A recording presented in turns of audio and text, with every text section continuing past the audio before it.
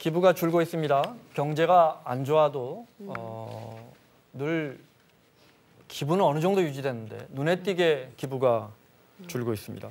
두 분께 여쭤볼게요. 구세군 냄비 기부액이 해마다 늘어날 것 같습니까? 줄어들 것 같습니까? 줄어들 것 같은데요. 최근 분위기를 보면은 워낙 어려워하시는 분들이 많아서. 저도 예년은 모르겠지만 올해는 좀 줄어들 것 같다는 우려가 됩니다. 그래서 저희가 오늘 통계를 찾아봤는데 일단 먼저 화면 보시죠. 명동거리입니다. 네, 연말에 이맘때면 늘 만나는 구세군 자선 냄비고요. 우리의 작은 정성과 관심도 어려운 이웃들에겐 큰 힘이 됩니다. 네, 어떻게 보면 연말 이웃 돕기의 상징이죠. 네, 구세군 냄비. 종을 연신 흔들어 보지만 모금 활동 1시간 동안에 몇 분이 오나 해봤더니 4명 왔답니다. 네. 요즘 사람들이 그냥 각자 살기 바빠서 이러는 것 같은데 그래도 조금 작은 돈이라도 기부하는 게 좋은 것 같아서. 구세군의 모금 활동은 확실히 예전 같지 않습니다. 연말 2달간 목표 모금액이 65억 원인데 이제 20일 남았는데 지금 15억 원 들어왔답니다. 65억 원 중에 작년에는 15억 그래도 원. 아이들이나 남녀노소를 막론하고 참여하는 분들이 많이 있었지만 올해는 여러 가지 상황으로 인해서 아마 참여율이 조금 저조하지 않는가. 통계가 있나요? 네. 해마다 줄어들더군요. 네. 이유를 어떻게 찾으십니까? 저는 우선 말씀드렸듯이 첫 번째는 경기 불황의 가능성이 가장 큰 걸로 보고요. 예, 그것이 두 번째는 기부 자체에 대해서 또 잘 모르시는 분들이 있어요. 네. 그래서 그런 이유 또 그 외에 또 다른 이유를 찾자면은 이 내 기부금이 제대로 쓰일까라는 거에 대한 어떤 그런 불신 이런 것도 좀 한몫하지 않나 싶습니다. 구세군이 왜 수백억짜리 건물 짓고 이런 게 몇 년 전에 SNS에 많이 퍼졌는데 맞아요. 대부분 잘못된 정보라고요. 네, 맞습니다. 2010년에 구세군 건물이 지어졌는데요. 저게 한 600억 상당의 건설 비용이 들었어요. 우리가 그렇게 한돈 다 건물 짓는 데 썼단 말이야? 이런 말이 있었죠. 그런 이야기가 나갔는데요. 사실 그것은 오해라고 하고요. 저 건물은 이제 그 구세군이 이제 사옥 임대 사업과 이렇게 자선 기부 사업이 완전히 철저하게 분리되어 있다고 합니다. 지금 저 600억 원은요. 구세군이 보유하고 있던 그 상암도 부지를 팔아서 그 돈으로 지은 것이라고 합니다. 그러니까 전혀 기부금이 전혀 들어간 것은 아니다라는 게 이제 구세군의 설명입니다. 우리가 모은 돈은 행정안전부가 전부 다 검증하면서 2주 안인가 2달 안인가 소진해야 되죠. 네, 써야 하는 걸로. 네. 그러니까 다시 한번 정리해드리면 구세군 냄비에 우리가 기부하는 돈이 절대 뭐 구세군이 뭐 건물 짓고 이런 데 절대 들어가지 않습니다. 네. 사랑의 온도탑 늘 나오잖아요. 그 상황도 좀 지켜볼까요? 네. 저게 100도를 100도로 넘어가야 가야 되죠. 좋은데 지금 해마다 보시면 138도씨, 102도씨, 100도씨, 112, 101. 그런데 지금 현재 아까 구세군 상황을 보니까 65억 모금에 15억이면 4분의 1이 안 되잖아요. 근데 사랑의 온도탑도 4분의 1이 지금 안 되는 한 5분의 1 정도 수준을 가고 있어서 지금 아마 좀 제가 보기에는 상당히 올해 어려운 것 아닌가 하는 생각이 드네요. 여기는 이제 보시면 목표액도 올라간다는 특징은 있습니다. 그렇습니다. 해마다 올라가죠. 해마다 해서 그 목표 예를 들어 100억을 모으겠다 하는데 100억이 모이면 100도가 되는 건데 그렇죠. 우리가 해마다 100도 넘겨왔는데 올해도 과연 넘길 수 있을지가 한번 지켜봐야겠습니다. 현재 20도네요. 현재 20도입니다. 말씀 잠깐 언급하셨지만 기부단체에 대한 불신, 젊은 친구들은 이런 부분도 분명히 있는 것 같아요. 근데 왜냐하면 그게 근거들이 있어요. 제대로 쓰일까? 아까 구세군 600억 빌딩을 뭐 기부금으로 지었다는 건 완전히 그거는 가짜 뉴스고요. 그런데 예를 들면 유니세프 한국위원회 같은 경우에 문제가 좀 적발된 부분도 있어요. 뭐냐면 임원이 좀 방망경영을 하면서 기부로 들어온 돈들을 좀 해외에 왔다 갔다 하는 출장을 다닐 때 비용을 방만하게 썼다든가 일부 좀 이게 기부에 쓰이지 않고 조직 내부 관리 비용으로 이제 쓰였다든가 하는 문제들이 이제 드러난 적이 있습니다. 또는 불미스러운 일들도 있었고요. 그러다 보니까 하나는 불황의 문제가 있는데 이 외견상 내부적으로는 이 심리적인 불신의 문제가 커 보여요. 그런데다가 또 아마 이거 생각해 보시면 어금니 아빠 이영학 씨 사건 12억을 모았는데 딸에게는 치료비로 쓴 거는 1억여만 원밖에 안 되고 호화 생활했단 말이야. 그 함부로 기부하면 안 되겠네. 이 불신 문제. 그래서 이것은 오히려 좀 모금을 하는 기관 쪽에서 지금 현재도 법적으로는 기부금은 다 공개를 합니다.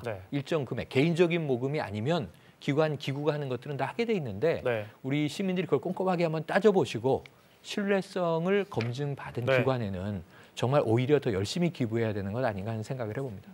그 사회복지 공동모금회에 거액을 기부한 다음에 공동모금회가 내가 관련 있는 재단으로 다시 기부를 하게 되는 네.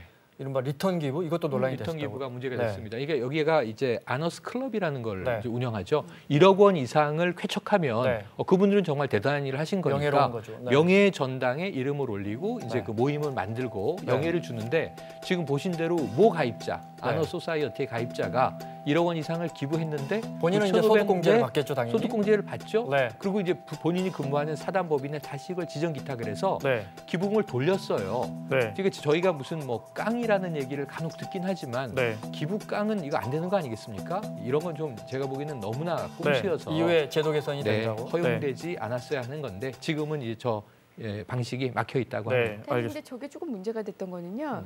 저분이 저렇게 가입하게 된 게 저분들이 다 알고 저걸 그러니까요. 이용하기 위해서 한 게 아니라 오히려 이걸 그 모금하는 이 모금 공동회 쪽에서 이런 방법이 있습니다. 하십시오. 예, 그러면 이런 세금도 아끼고 그렇죠. 명예전당에도 올라갑니다. 네, 명예전당에도 올라가고 그거 고스란히 지정 기탁금으로 받을 수 있습니다라고 권유해서 이분이 또 1억을 기부했다고 해요. 네, 알겠습니다.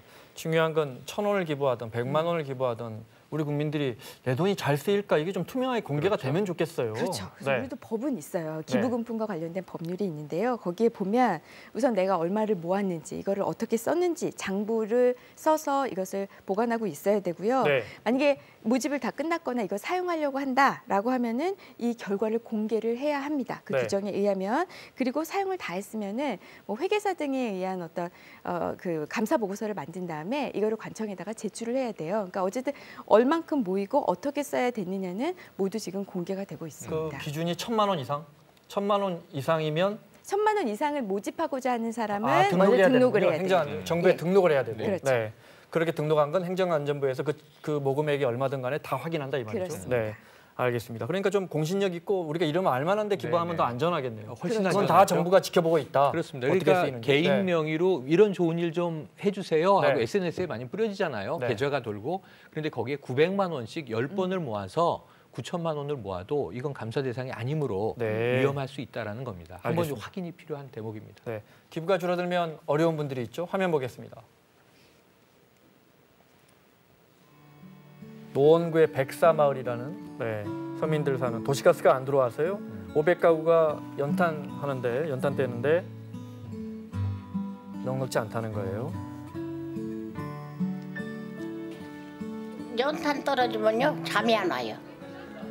아주 불안해요. 높은 고지대라서 한 10월부터라도 연탄을 떼기 시작해야 되는데 정부 지원이 줄면서 마음껏 뗄 수 없는 상황이고요. 네, 쿠폰 기부가 있는데 정부 쿠폰하고 기부가 있는데 더 부족해졌다는 거고요. 하루 이렇게 지금도 벌써 넉장 갈았잖아요.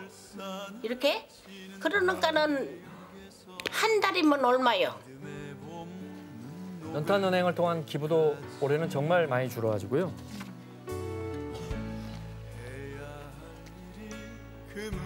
전년 대비 40% 정도 감소가 돼가지고 한 달에 150장 정도 사용하시는데 때로는 120장 또 100장 이렇게 드려서 조금 좀 안타까운 실정입니다. 한 가구당 겨울날이면 한 1,000여 개 연탄이 필요한데 올해는 유독 부족하다고 합니다. 네. 시간이 한 2분도 안 남았는데 정부가 저것만 그래도 여쭤보겠습니다.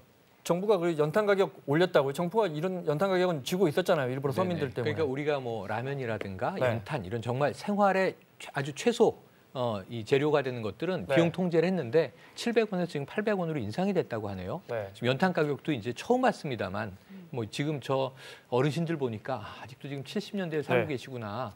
200장 정도 연탄이 겨울에 들어와 있어야 어머니들 마음이 든든했었는데 네. 아직 그 시절을 사시는데요.